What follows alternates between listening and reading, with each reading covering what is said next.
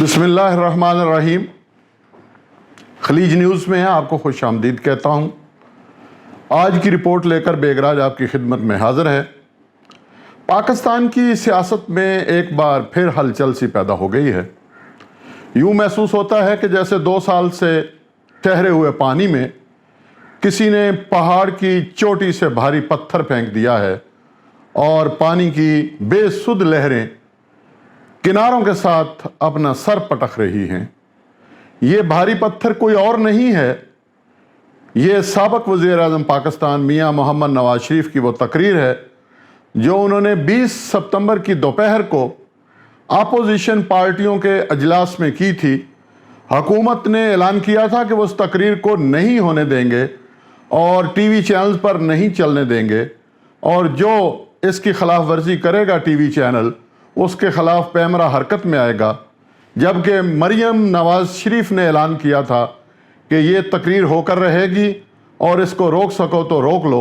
बहरहाल हमने देखा कि टीवी चैनल्स के ऊपर 1.25 घंटे की ये तकरीर सुनाई गई, बल्कि न सिर्फ ये कि सुनाई गई, तबसरों के साथ बार बार जो है ये सुनाई जाती रही, और अब तक किसी न किसी हवाले से ये तकरीर हमें टीवी चैनल्स के ऊपर दिखाई दे रही है।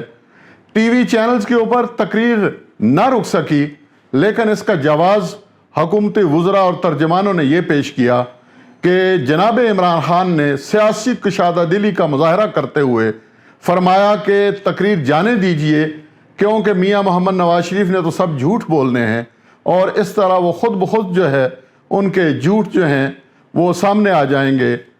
ये बाद हल्के कहते हैं कि ये वो उज़र है जैसे लड़ाई के बाद जो है आपको कोई थप्पड़ जो है वो याद आ जाए।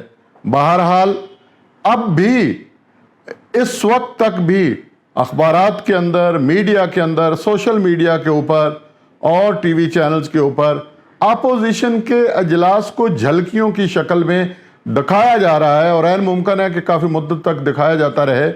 एक और बात बताई गई थी कि अपोजिशन का अजलास महज एक गुफ्तन, नशिस्तन, बर्खास्तन की शक्ल का होगा और इसमें कोई लाहे अमल तय नहीं हो पाएगा।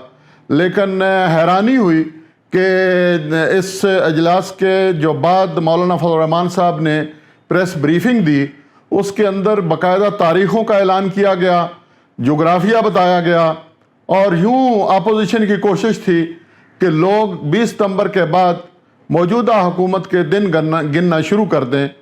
अब देखते हैं कि ये पूरी सियासी हलचल जो है ये किस करवट बैठती है। लेकिन एक सवाल यहाँ पर चेमगोइयों की सूरत में वफाकी दारुल हुकूमत, जिसे शहर इक़्तिदार भी कहा जाता है, उसमें बहुत शद्दोमत के साथ पूछा जा रहा है कि आखिर इमरान खान साहब ने आखिरी वक्त पर तकरीर को नशर करने की इजाज़त क्यों दी? कहीं ये वही हल्के तो असरअंदाज नहीं हुए जिनके असर के तहत जनाब इमरान खान साहब जो हैं उन्होंने मियां नवाज शरीफ साहब को सेहत के लिए बाहर जाने दिया था।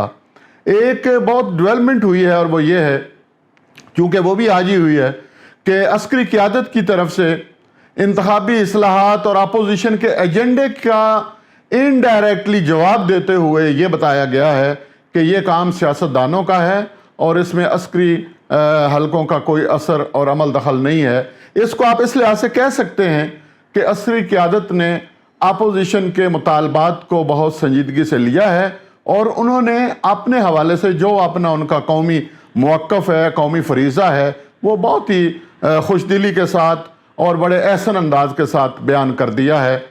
अब सूरत हाल जो है वक्त के साथ साथ आगे तेज़ी के साथ बदलती रहेगी। हम नहीं कह सकते कि ज़रूर अपोजिशन अपने मकासद में कामयाब हो जाएगी, लेकिन एक बात कही जा रही है कि मियां नवाज शरीफ के पास खोने के लिए कुछ नहीं, जब पाने के लिए जबकि पूरा पाकिस्तान पड़ा है। बहादुर शाह जफ़र जो कि आखिरी मुग़ल हुक्मरान है, उनका शेर है कि सुबह के तख्त नशीन शाम को मुजरम ठहरे, पल भर में हमने नसीबों को बदलते देखा। खुदा हाफिज़।